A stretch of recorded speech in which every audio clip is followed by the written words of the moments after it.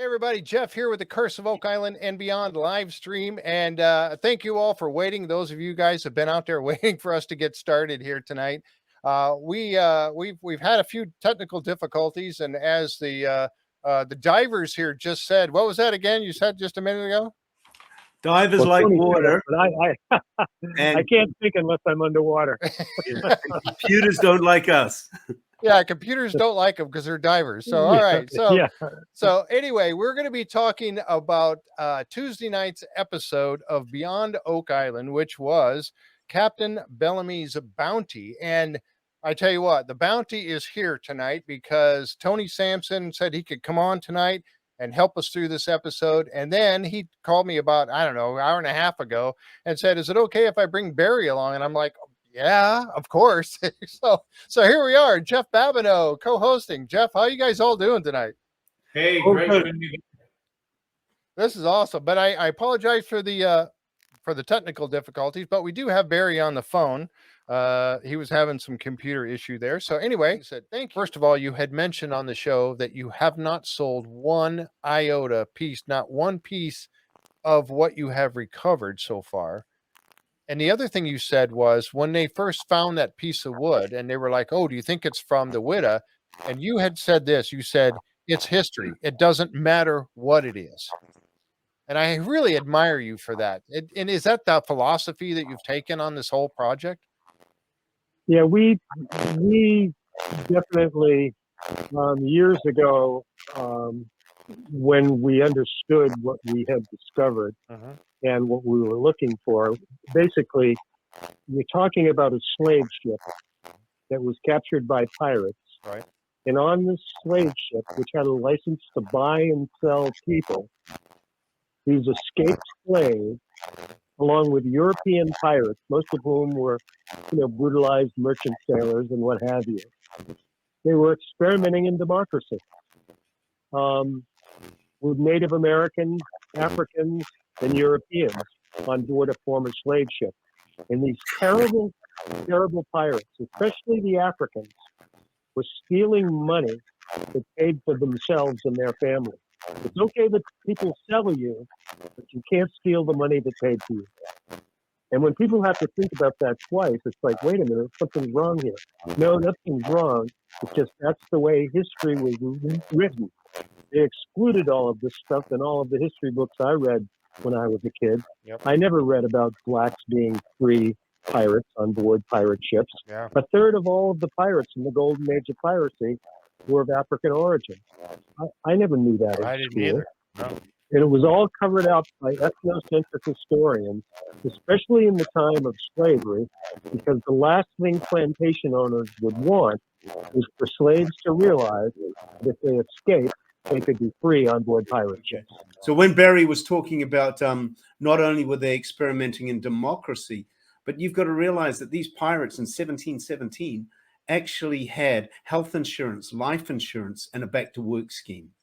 Wow. So every body part, just like the modern day insurance companies had a value, the eyes, the legs, the arms. If you lost a limb, you got so many pieces of treasure along with your share of the booty. That was your compensation.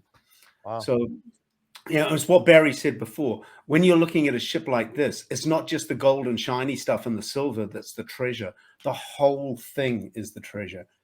Barry. The other thing. Oh, sorry. Barry's not a treasure hunter. He's a treasure finder. This whole thing is a treasure. Yep. Yeah. Keep in mind also, guys, that on the Whydah rubbed 54 ships, and many of the ships that they captured were carrying things that were generations and generations old. Mm-hmm. So you're talking about this cross section of cultural material that's unprecedented. Unlike a Spanish galleon that was carrying all freshly minted coins, right? We've brought up thousands and thousands of coins from the Whydah, going all the way back to Ferdinand and Isabella, right up to 1717. Wow! And we have many, many, many one-of-a-kind coins. Like coins going back to the late 1400s. Mm-hmm. It's just incredible, and we have all kinds of Masonic symbols and Templar symbols and Jacobite symbols, Wow. because there were many Jacobites on board the Whydah who were escaping the persecutions, in Great Britain. So this is this incredible experience on this pirate ship where all of these escaped slaves, Jacobites, Native Americans who were escaping from slavery as well, were on board this pirate ship. And it was a free ship, and it was a former slave ship. And the reason what occurred to me, as a teacher, and it's always been about kids for me, is that how could, this has to be preserved. I'm not going to sell one thing. So I promised myself I would never sell anything. If I promised Tony, it would have been different. But I'm just kidding. But I promised myself I would never sell a thing, and I haven't.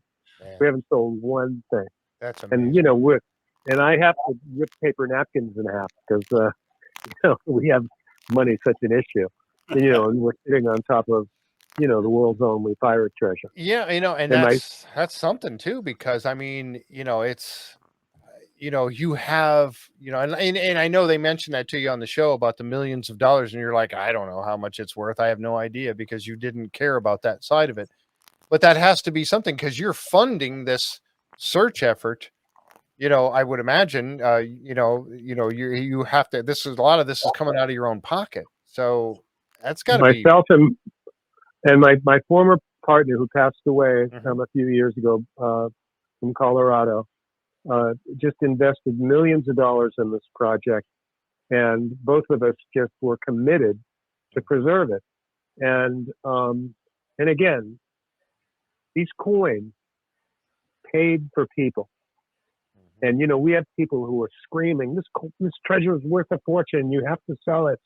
Well, wait a minute. You're going to sell coins? You're going to have people wearing coins that paid for people? Yeah. I don't think so. Yeah, that's These true. have to be preserved.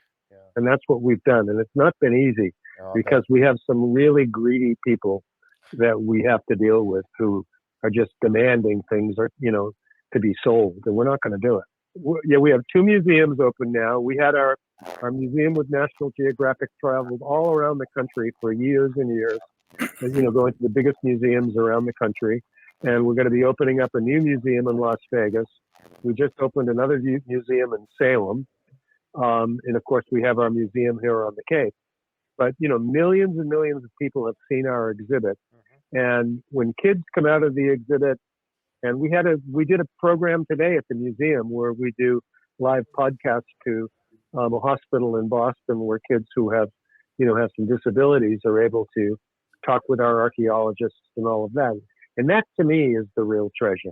Yeah. And I come into the museum and I'll see kids, and I'll hide coins around the museum, like these plastic gold coins, and giving them little treasure maps to go look for things. It's like, oh my God, that's the treasure to me. I have such a blast teasing kids. Yeah.